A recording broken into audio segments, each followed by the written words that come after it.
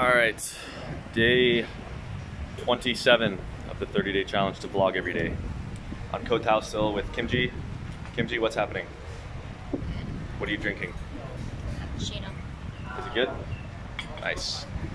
We are, we just rented some motorcycles. We're waiting for Chris and Sam. We're having a cup of Joe. And I will do a little diving refreshment course this afternoon. Trying to think of a topic. I did one on the war on drugs the other day, but I want to go a little bit more on that and talk about a specific kind of drug, psychedelics. Psychedelics are fascinating. Now, the word drug kind of is a very vague term, has like kind of a negative connotation to it evenly amongst most people, especially people who aren't very familiar with them. Because like if you use the word like, let's say sport, there's like Muay Thai and there's badminton, like I said in the previous video. They're both sports, but they're radically different, like completely different. As different as two sports can be, but they still are under the umbrella of sports. And it's same with drugs. People say, oh, psychedelic is a drug, or alcohol is a drug, or cocaine is a drug, but they're like radically different. And they're not all bad. In fact, drugs themselves aren't bad. It's typically how you use them. Now, if you're measuring health, you could say cocaine is bad for your health or your brain because it kills brain cells or whatever. But the specific class of drugs today I'll talk about is psychedelics.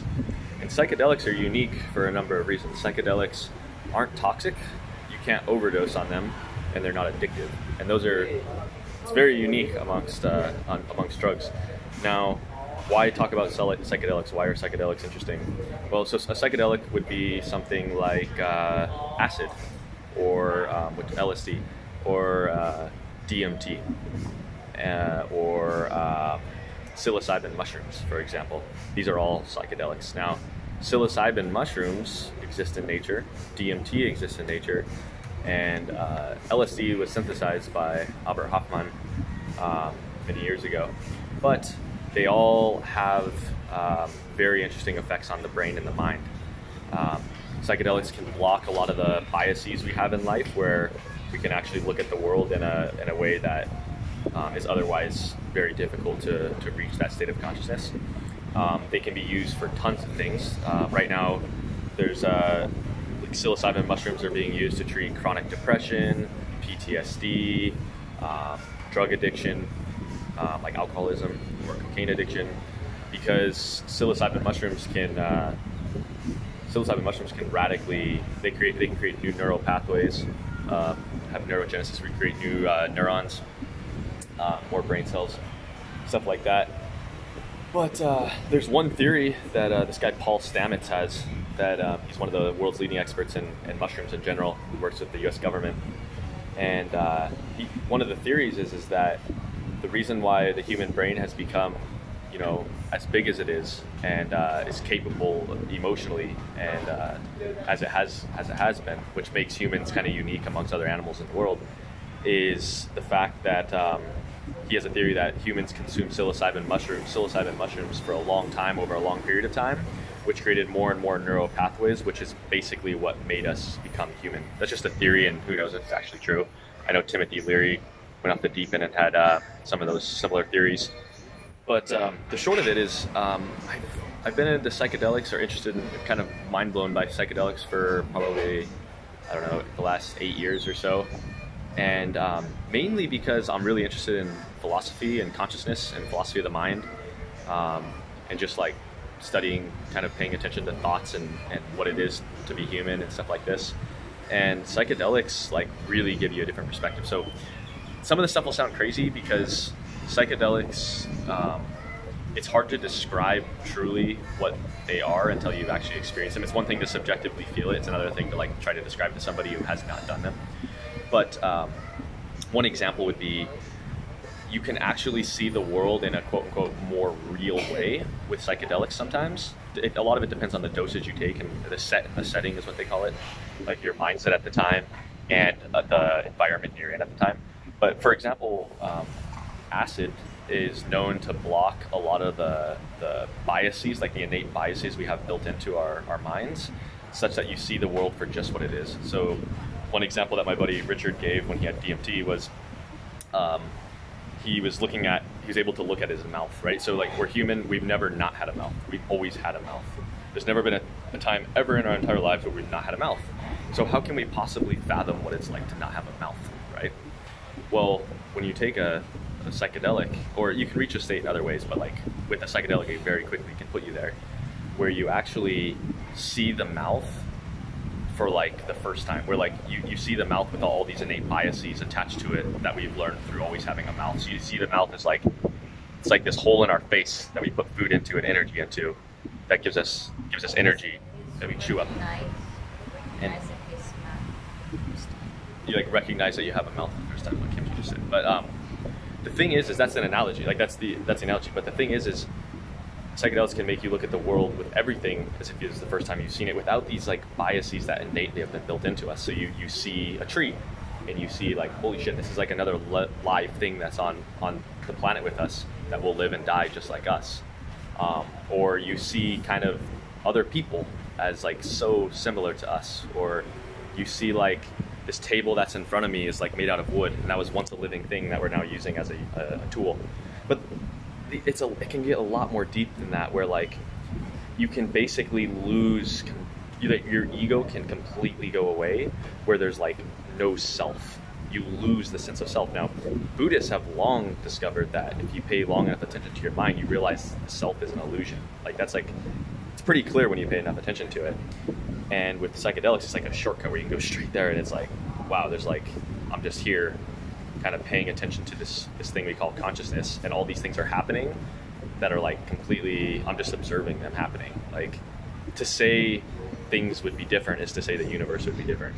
But there's some really good books on this. How to Change Your Mind by Michael Pollan is a really good one that just came out. He's a pretty famous author. You probably heard of him, Michael Pollan. He wrote The Omnivore's Dilemma and a few other ones. How to Change Your Mind is a recent book. The Psychedelic Explorer's Guide is written by this professor. He was a professor, I think, at Harvard, a researcher. He used to work with the U.S. Department of Defense, studying the effects of psychedelics on the mind. And before psychedelics were heavily regulated and made illegal in the 60s, they were doing a bunch of these studies, and the studies found under a controlled environment, they would take like philosophers and engineers and physicists and mathematicians, and they would have them try to solve problems while microdosing on LSD. And they would have a very controlled environment where they would put a blindfold on, they would have headphones in with no lyrics, just playing basic music. There would be a guide helping them if they ever ran into any trouble, and they would ask them questions trying to solve different problems. And they found that these people were able to solve problems and look at the world in a new way, where they were able to find like new angles to solve things. And something like 80% of the people who did these during these studies reported it as one of the most meaningful experiences of their lives on the first time. Now, since the 60s, governments have been very hesitant to allow, people to study them. I'm sure they've studied them within the military themselves, but not really publicly in university settings. But everything shows that these are like incredibly useful tools, not only to help people with like things like chronic depression or alcoholism or PTSD, but also for just people who are living happy lives but want to get more, a different kind of spiritual understanding of their lives, and come to a grip on what it is to be human and who they are as a person, what do they want and what do they see and what brings them meaning in their lives. And these psychedelics are incredibly useful. And the thing is I think the world would be a better place if everybody had at least one controlled psychedelic experience, because it genuinely changes how you look at the world, it changes how you look at existence and everything. And it sounds crazy, I know, especially if you haven't ever had a psychedelic, but psychedelics, the thing is they're not toxic, you can't overdose on them, and they're not addictive. So as long as you're doing it in a controlled environment around good people, and it's particularly good people who have at least had one experience, and you have a guide, you have very low risk and a huge potential reward in the sense of like what you can gain out of it in terms of just insight into your life and existence. So yeah, the Psychedelic Explorer's Guide is a great one. That was written by James Fadiman, a guy in the 60s. And he wrote it with the idea that every year in the US, something like 5 million people will take acid, LSD. And he wanted to write a book, given what he studied, what is the best way to take it to increase the probability of having a useful trip, having a useful experience that will provide benefit to your life. And these drugs aren't meant to just take and go to a rave and get drunk. These are really incredibly powerful spiritual sort of drugs that, you know, in cultures that have taken them for a long time, like DMT, like ayahuasca down in Peru, they've been doing it for thousands of years. It's under a very controlled shamanistic sort of environment because they realize how powerful these things can be. And the same thing is true with things like the Sonora Desert Toad, or basically anywhere where psychedelics are consumed throughout cultures over the last thousands of years. They have very controlled ceremonial type things. And in the West, we never really have that. So we're kind of, with the big rise of psychedelics coming now again, and I think psilocybin is on the ballot to be decriminalized in Denver tomorrow, I believe. I think there's going to be a new wave of psychedelics, and as people are realizing the benefits of them, and they have incredible benefits. So that'll be my little talk on psychedelics. There's so much to be said about it, but I would definitely recommend anybody experience them at least once. It is an incredibly meaningful and useful thing, but make sure you do it under a controlled environment. Be careful with it. There's a lot to learn. If you are interested, read How to Change Your Mind by Michael Pollan or The Psychedelic Explorer's Guide. They're both well worth your time if you're interested. So I'll leave it at that. We're going to finish this cup of coffee and then head out for some diving. See you all tomorrow.